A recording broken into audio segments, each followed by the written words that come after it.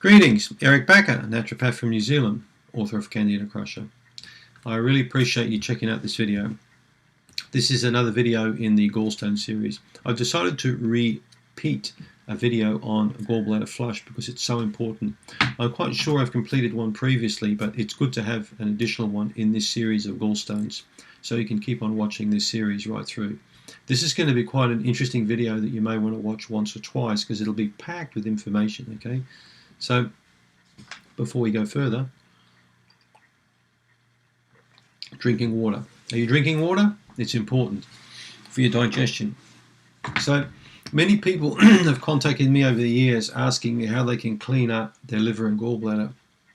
The procedure we're going to talk about is one that's quite popular. You'll find many versions of this on Dr. Google. Okay, many people have done this flush. And when attempted and done successfully, you will excrete gallstones, okay? You will excrete them. It's incredible how many people have got gallstones in their body. I just had a look at a very interesting major medical website in America where they said, don't attempt this at home. It's dangerous without supervision. It's unproven. It won't work. These therapies fail. There are no treatments that help to expel gallstones from the body. No treatments that will expel gallstones, doctors. Well, what's this? It's not Scotch mist. It's not popcorn gone wrong. It's gallstones. They do work. You'd be surprised how many GPs have asked me if they can do a gallbladder flush. I gave a presentation a few years ago in Australia on this topic, and I had lots of doctors asking me, is it possible to expel gallstones from the body? I thought you'd end up in the emergency room if you did this. I mean, for goodness sakes, what kind of stuff do they learn at medical school, apart from giving medications and surgery? So remember, doctors see problems as requiring drugs, whereas surgeons see solutions requiring a knife. Okay? Well, I don't see problems requiring drugs or knives. I see a problem with the gallbladder requiring a solution called intelligence. Okay? Because you can pass these things out of the body. Now, the procedure we're going to talk about, I've put easily 1,000 patients through this procedure in the 30-odd years I've seen patients, easily 1,000 patients. You do not need to fear this procedure. You're not going to pass out a 10-pound gallstone. It's not going to be like giving birth where something gets stuck and you need a C-section. It doesn't work like that, okay? Nobody has a 10-pound gallstone. If you do, you'd be an alien from another planet. So trust me, it's not going to happen, okay? The biggest gallstones I've ever seen are probably the size of the tip of the thumb, and they're easily passed out of the bowel, easily. That's like saying, oh my goodness, I can't, I'm afraid to have a bowel motion in case I pass out a 10-pound bowel motion. Well, no one passes out 10-pound bowel motions. No one does that. And it's the same with gallstones, okay? Common things happen to people commonly. All of us pass out gallstones at time to time unknowingly through our motions. But what we're going to talk about is how to expel them and remove them and keep them out of the body so you don't keep forming these stones.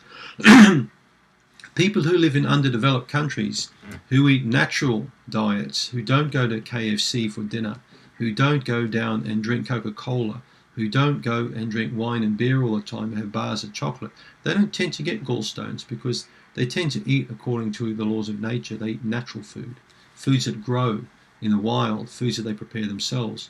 So when you start living like that, if that's your mantra, eat healthy, eat fresh, eat clean, you're much less likely to get a gallstone than if you go and have burgers all the time and fries and Coke and crap like that.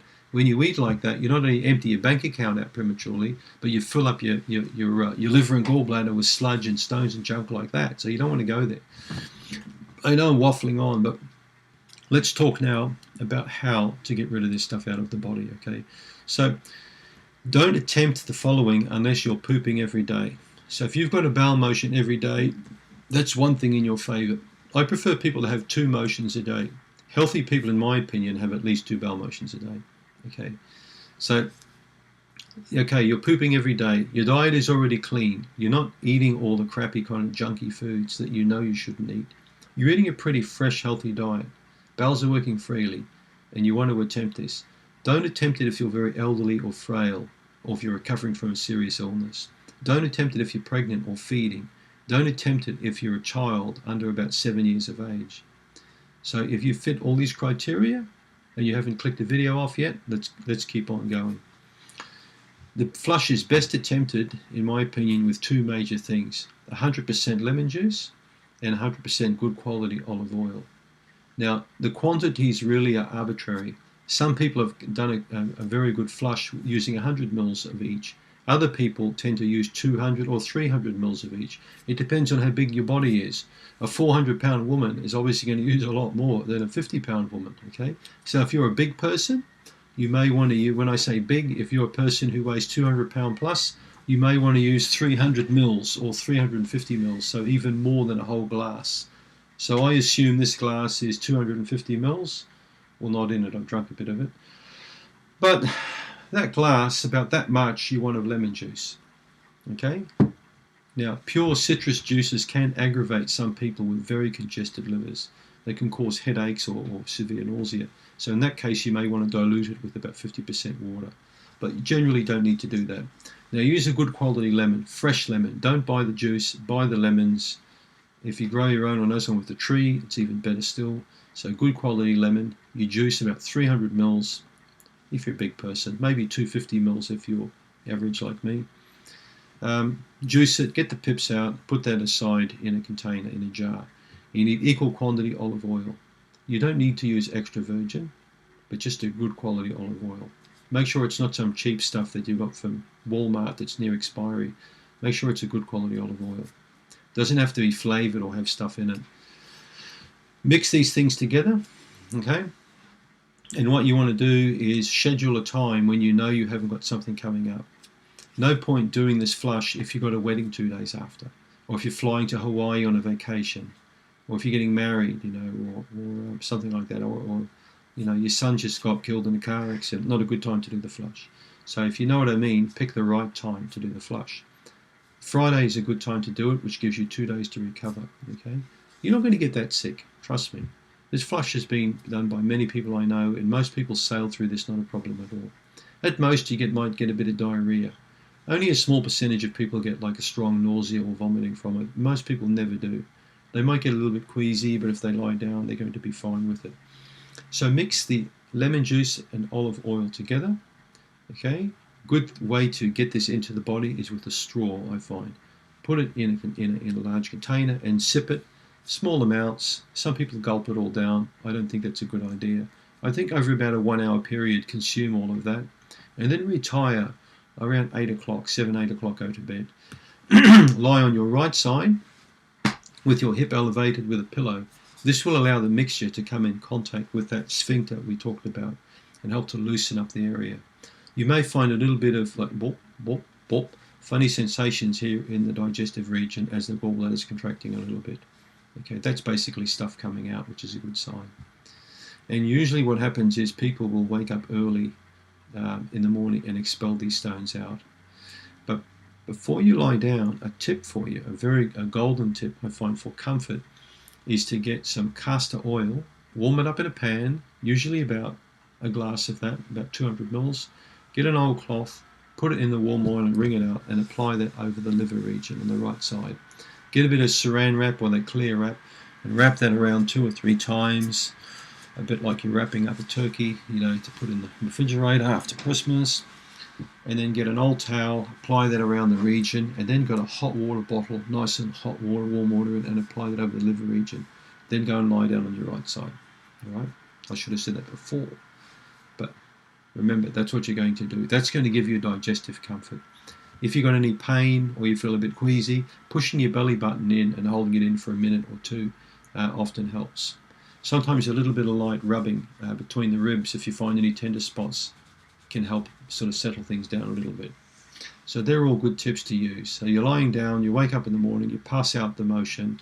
Now many people, like in this lady's case, actually collect the motions, put them through a colander, strain it, and take photos like that. So not exactly the kind of photo you want to put on Snapchat or on Facebook, is it? To show all your girlfriends, you know, what you've passed out. But this is, you know, personal, confidential information we're giving here. But at least then you've cleaned out. Now, when you've passed out stuff, a good thing to do is to wait a couple of weeks and attempt it again. Wait a couple of weeks and attempt it again. So you can do this flush 10, 15, 20 times until you stop passing out junk. All right? Once you've cleaned out or minimal passes out, How do you stop these things from coming back? Well, use your head.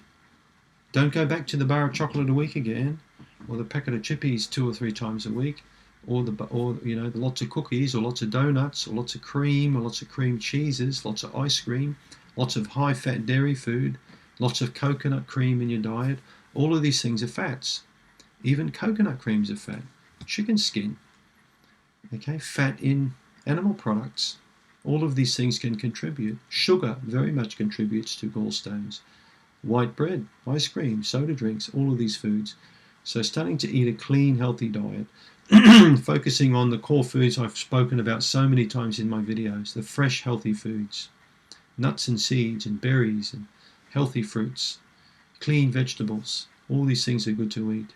That's how you're going to stop the recurrence of gallstones. And then maybe a year after you've done the flush is repeat the flush to see if there's still junk coming out. If you've done another big dump, then you know you need to keep doing a couple more until you get to the point like me where you pass out no more gallstones. And that's going to go a long way in your favour. I firmly believe that people with healthy gallbladders have got a much better ability also to metabolize the fat-soluble fats, the fat-soluble vitamins, A, D, E and K. They break fats down better. They tend to have better hormone profiles.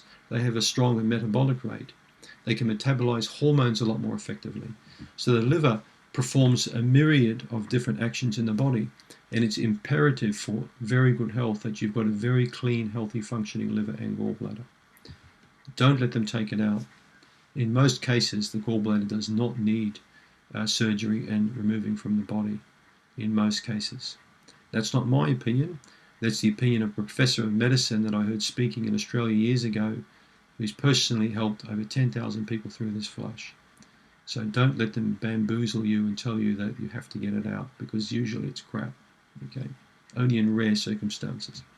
So I hope you've gained some good insight into getting rid of gallstones and preventing them coming back, because it's highly achievable by you, okay? Thank you so much for checking out my video. Don't forget to click on the link below if you haven't got my report, and please subscribe. Thanks for tuning in.